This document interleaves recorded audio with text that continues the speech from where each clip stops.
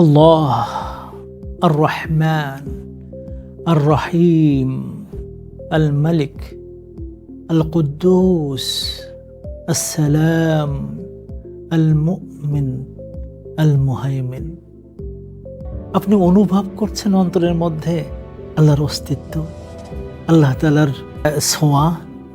এই যে সুন্দর সুন্দর নামগুলো যখন আপনি বলছেন, শুধু কি মুখ দিয়ে উচ্চারণ করছেন, নাকি অন্তরে আপনার মধ্যে অনুভূতি জাগ্রত হয়েছে?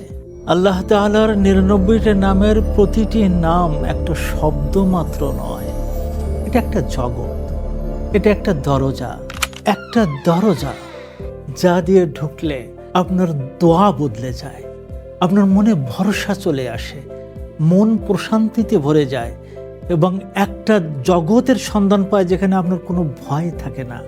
এই ১লা মেতে একটা বিশেষ সেশনে আমরা আল্লাহ তাআলার এই ৯৯টা নামের অর্থ, তার ব্যাখ্যা এবং ব্যক্তিগত জীবনে তার প্রভাব সম্পর্কে আমরা বিস্তারিত আলোচনা করব। আল্লাহকে চেনা, তাকে জানা এবং তার নাম সম্পর্কে বোঝার এই সুযোগ হাতছাড়া করা যাবে না। আজই রেজিস্ট্রেশন করুন